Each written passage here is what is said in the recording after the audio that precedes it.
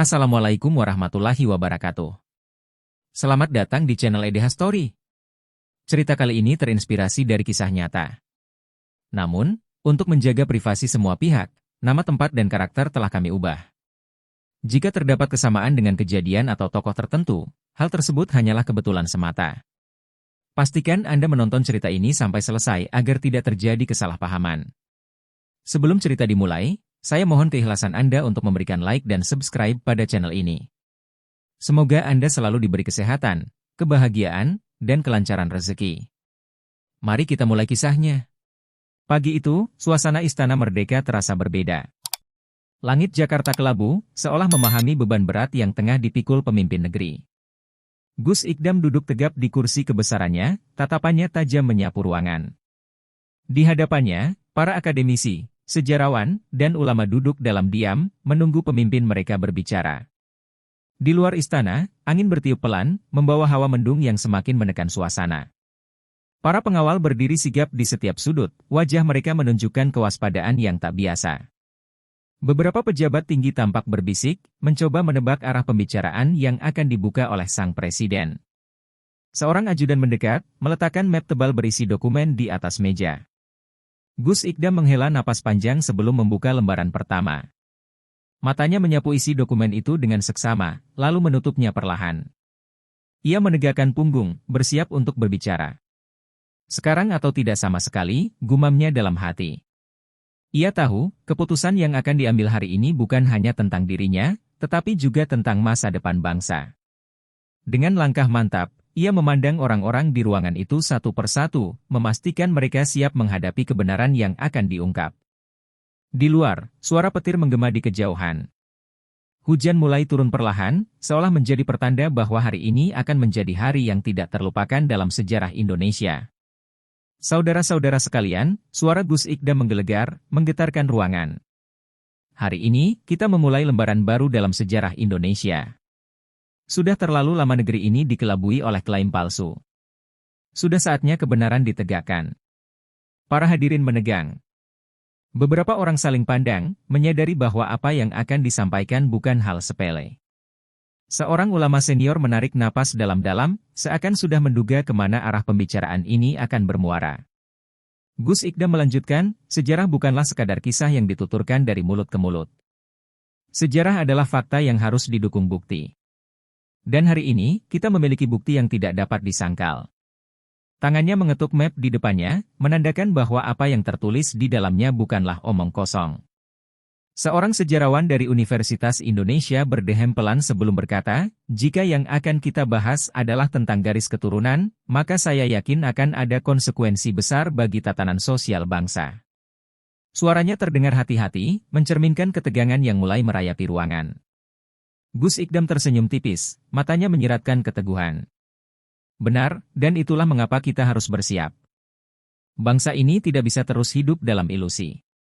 Saatnya kita menulis ulang sejarah dengan tinta kejujuran. Di meja panjang, tumpukan dokumen berserakan. Berkas-berkas penelitian DNA, manuskrip kuno dari Timur Tengah, serta catatan sejarah para ulama besar telah dikaji mendalam. Tidak ada satupun bukti kuat yang menunjukkan bahwa Ba'alawi adalah keturunan Nabi Muhammad. Seorang akademisi menggeser kacamatanya, membaca ulang laporan di tangannya. Analisis genetika ini jelas, katanya pelan. Sampel DNA yang kita peroleh dari berbagai sumber menunjukkan bahwa klaim keturunan itu tidak memiliki dasar ilmiah. Suasana ruangan semakin tegang. Beberapa orang tampak menelan ludah, menyadari bahwa temuan ini bisa mengguncang keyakinan banyak orang. Seorang ulama dari Aceh mengepalkan tangannya di atas meja, mencoba menahan emosinya. Jika ini benar, berarti selama ini kita telah dibohongi. Suaranya nyaris bergetar. Gus Ikdam mengangguk pelan. Saya tahu ini sulit diterima. Tapi sebagai pemimpin, saya tidak bisa membiarkan rakyat terus hidup dalam kebohongan. Kita harus berani menghadapi kenyataan, seberapapun pahitnya. Sejarawan lain yang sejak tadi diam akhirnya berbicara, ini akan menjadi titik balik. Akan ada perlawanan, dan mungkin, kekacauan. Namun, di balik nada kekhawatirannya, ada juga pengakuan bahwa kebenaran telah ditemukan. Fakta ini bagaikan petir di siang bolong. Seorang profesor sejarah dari universitas ternama menghela napas berat sebelum berbicara, temuan ini akan mengguncang tatanan sosial. Sudah berabad-abad masyarakat mempercayai narasi ini. Ruangan seketika sunyi. Beberapa ulama menundukkan kepala, seolah mencoba mencerna kenyataan pahit yang baru saja terungkap. Tak seorang pun berbicara, hanya suara hujan di luar yang terdengar samar-samar. Gus Ikdam menyadari bahwa inilah saat tersulit. Kebenaran, meski berharga, selalu memiliki harga yang harus dibayar. Ia menatap satu persatu orang di ruangan itu, mencoba membaca reaksi mereka. Akhirnya, seorang ulama muda mengangkat wajahnya. Jika ini kebenaran, maka kita harus menerimanya. Islam mengajarkan kita untuk mencari ilmu dan berpegang pada fakta, bukan dogma yang diwariskan tanpa dasar. Gus Ikdam mengangguk, sedikit lega.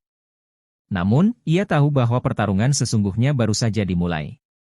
Gibran Rakabuming Raka, sang wakil presiden, mengetukkan jarinya ke meja. Jika sesuatu didasarkan pada kebohongan, cepat atau lambat akan runtuh. Kita tidak bisa membiarkan generasi mendatang hidup dalam ilusi. Beberapa pejabat tinggi tampak ragu, tetapi ketegasan Gibran membuat mereka terdiam. Ia melirik dokumen di depannya, memastikan bahwa semua bukti sudah lengkap sebelum melanjutkan. Kita harus menyiapkan strategi komunikasi. Ini bukan hanya tentang kebenaran, tetapi bagaimana menyampaikannya tanpa menimbulkan gejolak. Seorang menteri mengangguk. Akan ada banyak yang menolak, terutama dari kalangan yang selama ini mendapat keuntungan dari klaim ini. Mereka pasti tidak akan tinggal diam. Gibran tersenyum tipis. Tapi kita punya sesuatu yang lebih kuat dari mereka, fakta. Dan selama kita berpihak pada kebenaran, sejarah akan mencatat keberanian kita. Gus Ikdam menatapnya penuh keyakinan. Hari ini, mereka telah memulai sesuatu yang besar. Langkah pertama menuju Indonesia yang lebih jujur dan berintegritas telah diambil. Kini, tidak ada jalan untuk mundur. Di luar Istana Merdeka, ratusan wartawan telah berkumpul. Kamera-kamera disiapkan, mikrofon diarahkan, dan puluhan siaran langsung mulai mengudara. Mereka tahu, pengumuman yang akan disampaikan hari ini bukan sekadar kebijakan biasa. Ini adalah perubahan besar, pukulan telak bagi mereka yang selama ini mendewakan garis keturunan tanpa bukti.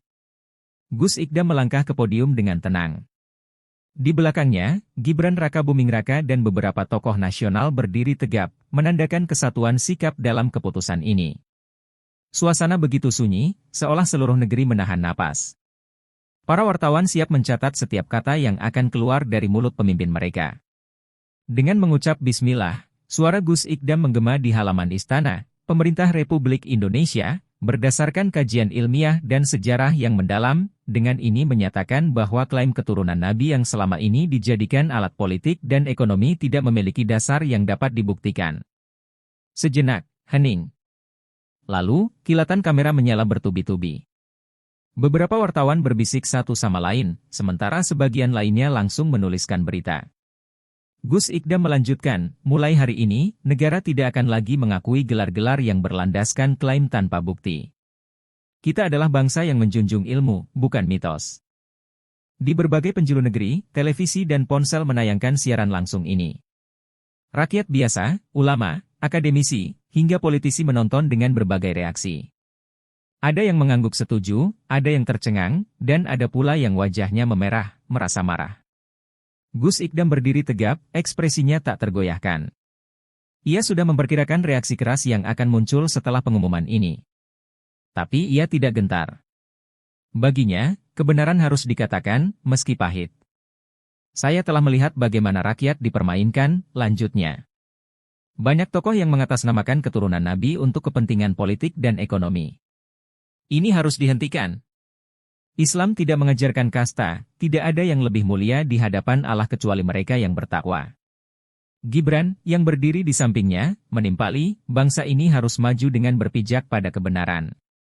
Tidak boleh ada kelompok yang menggunakan nama besar untuk menguasai yang lain tanpa dasar yang jelas. Ini adalah momen bagi Indonesia untuk menjadi lebih adil bagi semua. Di antara kerumunan wartawan, beberapa wajah tampak menegang. Mereka menyadari bahwa ini bukan sekadar pernyataan. Ini adalah deklarasi revolusi sosial yang bisa mengguncang tatanan yang sudah mapan selama ratusan tahun. Sementara itu, di media sosial, perdebatan mulai memanas. Hashtag sejarah baru Indonesia dan Islam tanpa kasta mulai mendominasi. Ada yang mendukung penuh, ada yang mengecam dengan keras. Tapi satu hal pasti, angin perubahan telah berhembus. Di antara para hadirin, seorang ulama karismatik dari Nahdlatul Ulama mengangguk pelan. Suaranya tenang tapi penuh wibawa ketika akhirnya berbicara, keputusan ini berat, tetapi benar. Islam tidak mengenal kasta. Kemuliaan seseorang diukur dari akhlak dan ilmunya, bukan dari darah yang diklaim suci. Beberapa ulama lain yang semula ragu kini mulai mengangguk setuju. Seseorang dari Muhammadiyah menambahkan, sudah waktunya kita kembali kepada ajaran Islam yang sejati. Rasulullah sendiri tidak pernah meminta keturunannya diperlakukan istimewa. Mereka yang menjual nama Nabi untuk kepentingan duniawi harus diingatkan. Namun, tidak semua menerima keputusan ini dengan mudah. Seorang perwakilan dari kelompok Balawi berdiri, ekspresinya menegang. Apa yang disampaikan ini berbahaya. Ini bisa merusak keseimbangan sosial dan menimbulkan keresahan di kalangan umat, ujarnya dengan nada tajam. Gus Ikdam menatapnya langsung. Yang merusak keseimbangan sosial adalah ketidakadilan. Yang menimbulkan keresahan adalah kebohongan yang dibiarkan terlalu lama. Kata-katanya membuat ruangan kembali hening. Di luar, langit masih mendung. Seolah menandakan bahwa badai belum benar-benar berlalu. Di luar istana, angin bertiup kencang. Ribuan orang mulai berkumpul di depan layar-layar besar yang menyiarkan pidato Gus Ikdam. Di berbagai kota, masyarakat membicarakan pengumuman ini dengan penuh semangat. Gibran dan Gus Ikdam melangkah ke podium. Negara tidak akan lagi mengakui gelar yang digunakan untuk menipu umat, tegas Gus Ikdam. Setiap warga negara Indonesia memiliki hak yang sama, tanpa memandang keturunan atau status sosial. Sorakan pro dan kontra langsung terdengar. Sebagian orang bertepuk tangan, mendukung penuh keputusan ini. Sebagian lainnya meneriakan protes, merasa bahwa keputusan ini adalah penghinaan terhadap tradisi yang telah berlangsung lama. Di dalam istana, para penasihat pemerintah mengamati layar-layar berita dengan cermat.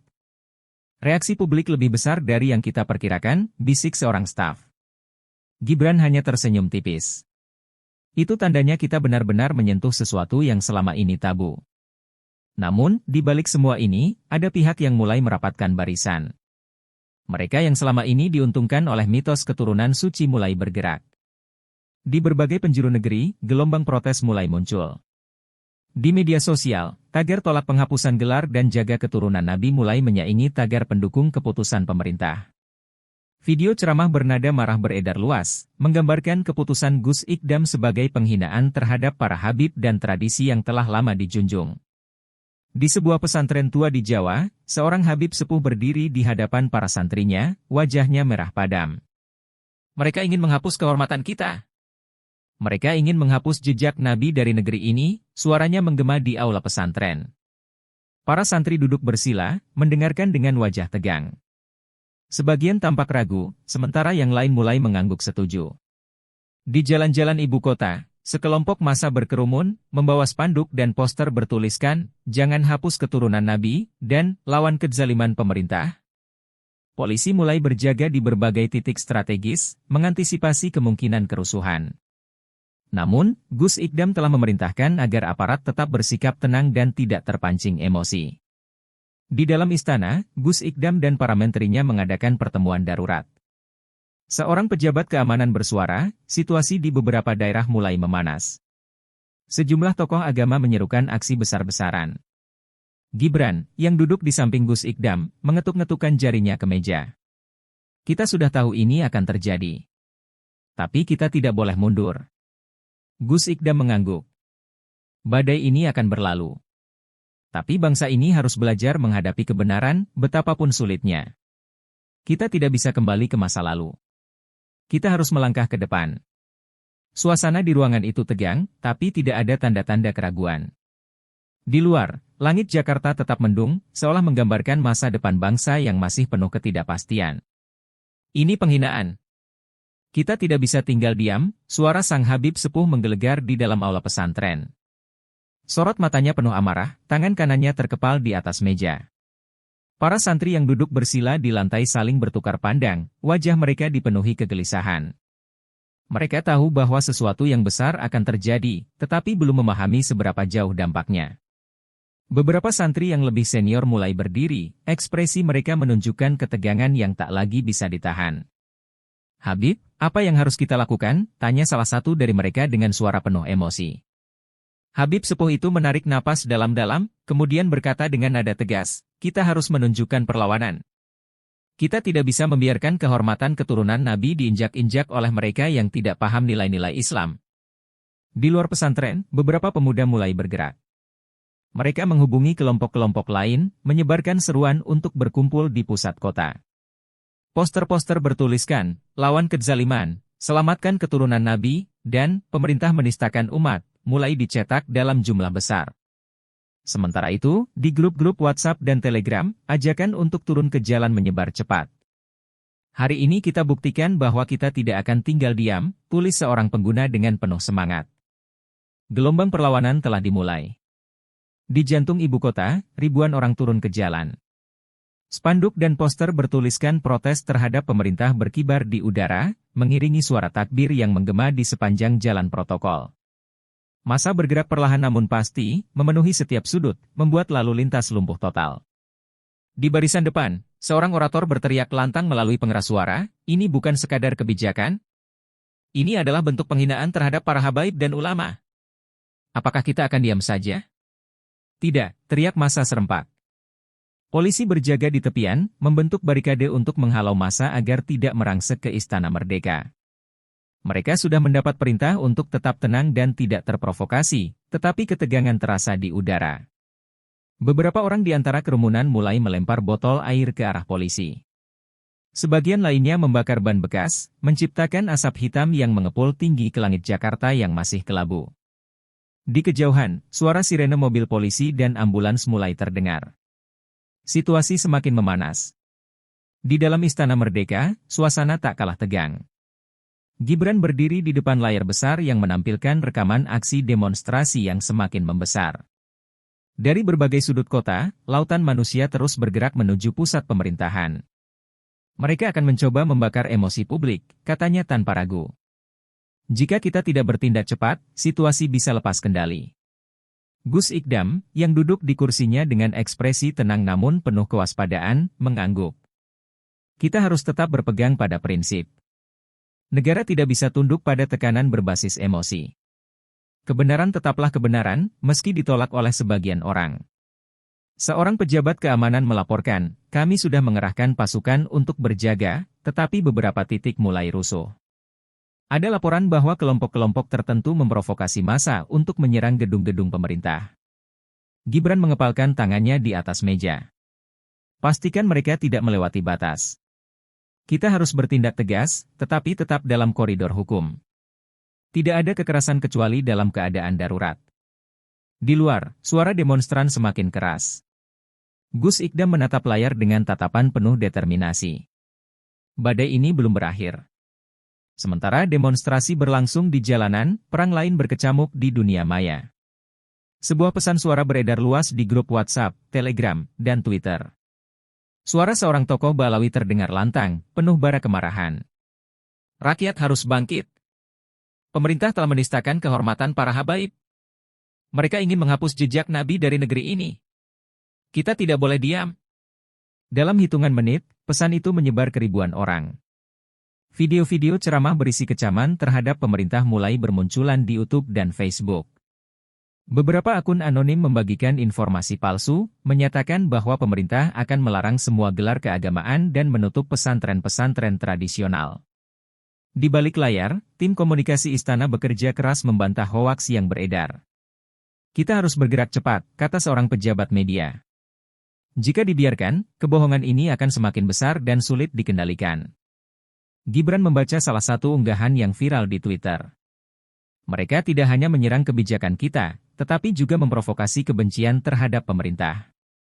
Ia menghela napas. "Ini lebih dari sekadar protes. Ini adalah perang informasi." Di pusat Jakarta, ribuan orang semakin memenuhi jalanan. Suara takbir menggema di udara, bercampur dengan teriakan tuntutan agar Gus Ikdam mencabut pernyataannya. Barisan demonstran bergerak maju, semakin dekat dengan barikade polisi yang berjaga di depan gedung-gedung pemerintahan. Di tengah kerumunan, seorang pria muda dengan wajah penuh amarah berdiri di atas bahu temannya, mengibarkan spanduk bertuliskan, "Pemerintah menista agama." "Saudara-saudaraku, ini bukan sekadar kebijakan, ini penghinaan terhadap kehormatan kita," teriaknya lantang. Suaranya disambut sorakan massa yang semakin panas. Di titik lain, situasi mulai tak terkendali. Sekelompok demonstran mulai melempar botol dan batu ke arah polisi. Beberapa orang menyalakan suar merah, menciptakan kepulan asap yang memenuhi jalanan. Pedagang kaki lima bergegas mengemasi barang dagangan mereka, takut terkena imbas kekacauan yang semakin membesar. Dari atas mobil komando, seorang tokoh demonstrasi mengangkat megafon. "Jika pemerintah tidak mendengar suara kita, maka kita akan buat mereka mendengar," serunya. Sekelompok orang di barisan depan mulai merapatkan barisan, bersiap untuk menerobos barikade. Di dalam Istana Merdeka, Gus Ikdam dan Gibran menyaksikan situasi dari layar pemantauan. Seorang perwira keamanan melaporkan dengan wajah tegang, massa semakin agresif. Ada indikasi mereka akan mencoba masuk ke area istana. Gibran menatap Gus Ikdam. "Kita harus bertindak sekarang, sebelum semuanya benar-benar lepas kendali." Di luar, langit Jakarta semakin gelap. Di kejauhan, suara sirene meraung, menandakan bahwa babak baru dari krisis ini akan segera dimulai. Di sebuah ruang pertemuan yang tertutup rapat, Gus Ikdam duduk tegak, dikelilingi oleh para petinggi militer, kepala intelijen, dan beberapa penasihat kepercayaannya. Di luar, Jakarta masih bergolak, tetapi di dalam ruangan itu, suasana lebih dingin dari udara malam yang menyelimuti ibu kota. "Saya sudah memperkirakan ini," kata Gus Ikdam dengan suara tenang namun penuh kewibawaan. "Mereka akan mencoba mengguncang stabilitas negara. Pertanyaannya adalah, sejauh mana mereka siap melangkah?" Jenderal Rahman, Kepala Staf Angkatan Darat, meletakkan dokumen di meja. Laporan dari intelijen menunjukkan adanya pergerakan kelompok radikal yang ingin memanfaatkan situasi ini. Mereka menyebarkan propaganda bahwa pemerintahan ini anti-Islam dan berniat menghapus sejarah habaib dari Indonesia. Seorang pejabat intelijen mengangguk. Ada indikasi bahwa dana asing mulai mengalir ke beberapa kelompok ekstremis. Ini bukan lagi sekadar protes spontan. Ada yang mengatur ini dari balik layar. Gus Ikdam menyandarkan tubuhnya ke kursi, menatap tajam ke arah semua yang hadir. "Mereka ingin mengadu domba kita. Mereka ingin membuat rakyat berpikir bahwa ini adalah pertarungan antara agama dan negara. Kita tidak boleh terjebak dalam permainan mereka." Di dalam ruangan yang hening, semua mata tertuju pada Gus Ikdam. Ia menatap para jenderal yang duduk di hadapannya, wajah mereka serius, menunggu perintah. "Kita tidak akan membiarkan negara ini jatuh ke dalam kekacauan," katanya dengan tegas. "Jika mereka memilih jalan kekerasan, kita akan beri mereka pelajaran." Jenderal Rahman mengangguk. "Kami telah menyiapkan pasukan untuk berjaga di titik-titik rawan. Jika ada yang mencoba merusak fasilitas publik atau menyerang aparat, kami akan bertindak sesuai prosedur." Namun, Gus Ikdam mengangkat tangan. "Saya tidak ingin ada kekerasan yang tidak perlu. Kita hadapi ini dengan ketegasan, bukan dengan brutalitas. Pastikan pasukan kita disiplin dan tidak terpancing provokasi." Di sudut ruangan, Gibran menambahkan, "Dan jangan lupa, pertempuran kita bukan hanya di jalanan, tetapi juga di ranah informasi. Kita harus menang di dua medan perang sekaligus."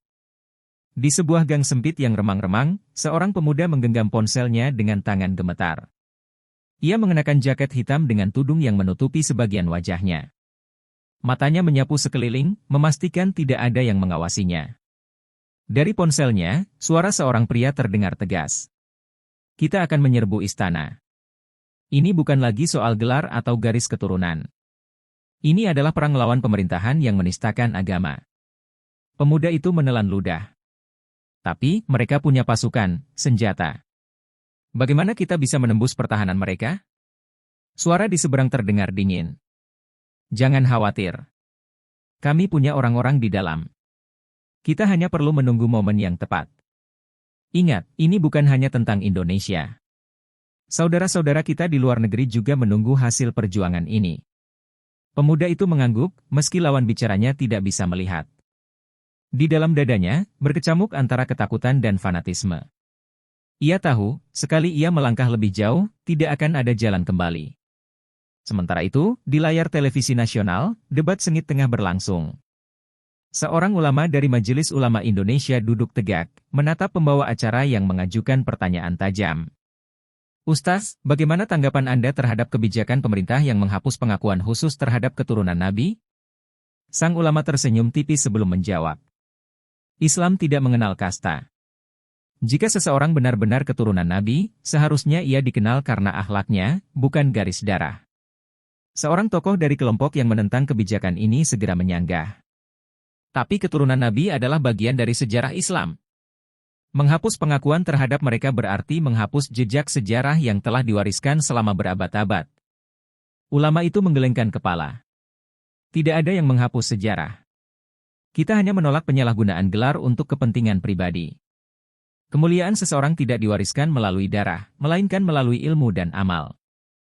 Di media sosial, perdebatan ini langsung menjadi viral. Pendukung dan penentang saling beradu argumen, sementara pemerintah terus berusaha menenangkan situasi. Di luar negeri, berita tentang keputusan pemerintah Indonesia telah sampai ke telinga para pemimpin negara-negara Timur Tengah. Di salah satu istana megah di Riyadh, seorang emir menatap layar televisi dengan ekspresi serius. Indonesia benar-benar berani, katanya pada penasihatnya. Mereka menantang sistem yang telah bertahan selama ratusan tahun. Di Kairo, seorang ulama Al-Azhar memberikan pernyataan resmi. Islam tidak pernah mengajarkan keistimewaan berdasarkan nasab semata. Keputusan Indonesia bisa menjadi awal bagi reformasi pemahaman Islam yang lebih adil. Namun, tidak semua pihak setuju. Di Yaman, beberapa pemimpin suku yang masih memegang erat tradisi Ba'alawi menganggap kebijakan ini sebagai serangan terhadap kehormatan keluarga Nabi. Seorang ulama berpengaruh bahkan mengeluarkan fatwa bahwa tindakan Indonesia bisa dianggap sebagai upaya menghapus nilai-nilai Islam dari masyarakat.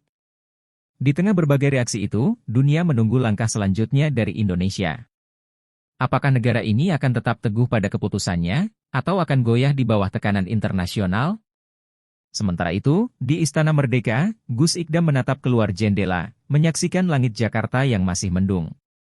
Ia tahu, badai ini belum berakhir. Yang terjadi sejauh ini hanyalah awal dari perubahan besar. Jakarta bergetar dalam ketegangan.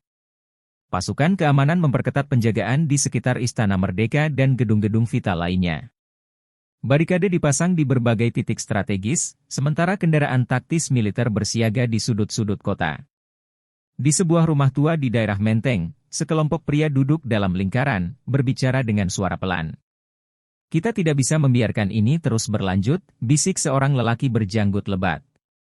Jika kita membiarkan pemerintah menang, kita akan kehilangan pengaruh kita selamanya. Sementara itu, di markas besar kepolisian, seorang perwira tinggi menatap layar pemantauan. Ada laporan bahwa beberapa kelompok radikal mulai bergerak, katanya kepada atasannya. Mereka mengadakan pertemuan-pertemuan rahasia di beberapa titik. Di luar, jalanan mulai lengang. Warga Jakarta memilih tetap di rumah, menghindari kemungkinan bentrokan yang lebih besar. Namun, di beberapa sudut kota, bayangan-bayangan bergerak, merencanakan sesuatu yang bisa mengubah segalanya.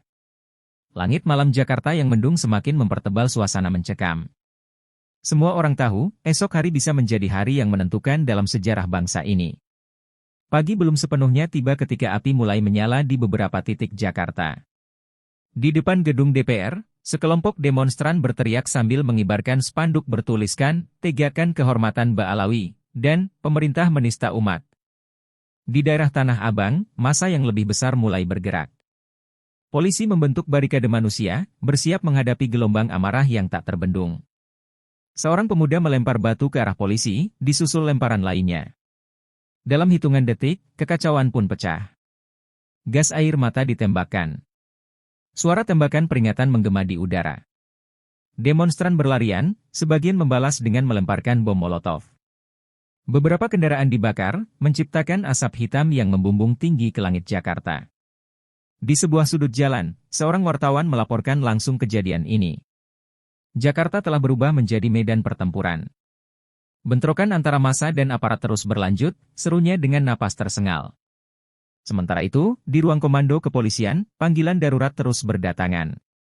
Situasi semakin tidak terkendali, lapor seorang petugas. Kita butuh arahan segera dari istana. Di dalam Istana Merdeka, Gus Ikdam berdiri di depan layar besar yang menampilkan siaran langsung dari berbagai titik bentrokan. Wajahnya tetap dingin, namun matanya memancarkan ketegasan yang tak tergoyahkan. Mereka memilih jalan kekerasan, desisnya.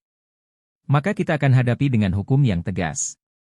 Jenderal Rahman, yang berdiri di sebelahnya, mengangguk. Kami sudah menyiapkan operasi darurat.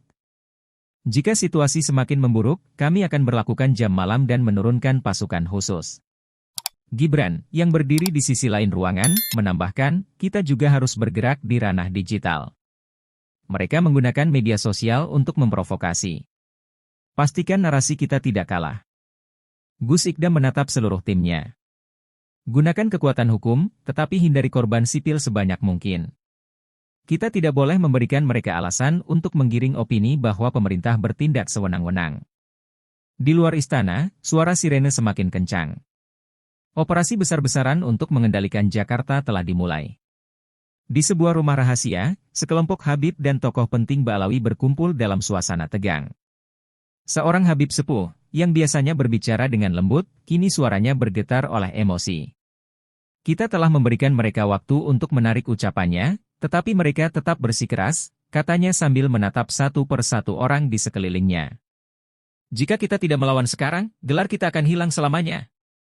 Seorang pria muda dengan jubah putih mengangguk. Kami telah menghubungi beberapa jaringan di luar negeri. Jika pemerintah tidak mundur, kita akan meminta dukungan dari para pemimpin Timur Tengah untuk memberikan tekanan internasional.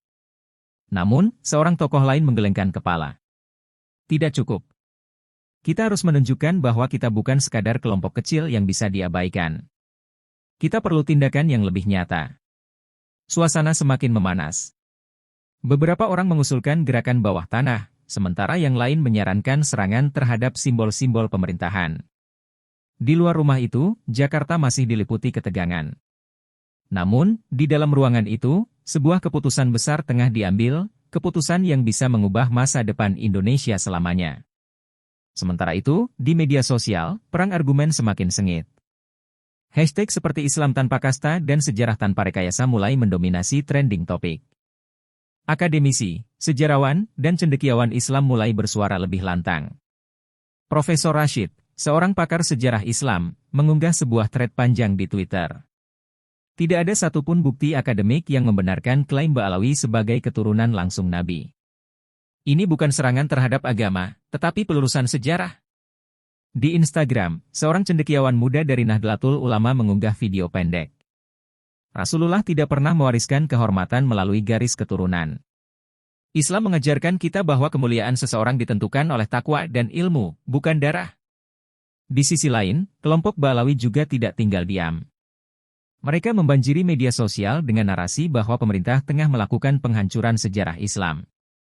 Video-video emosional tentang habaib yang menangis karena ditindas, pemerintah mulai viral. Namun, di tengah hiruk-pikuk informasi yang saling bertabrakan, semakin banyak rakyat yang mulai berpikir kritis. Mereka tidak lagi hanya menerima satu sisi cerita, melainkan mencari kebenaran sendiri. Di sebuah universitas ternama, seorang mahasiswa menatap layar laptopnya, membaca diskusi panjang tentang sejarah Islam.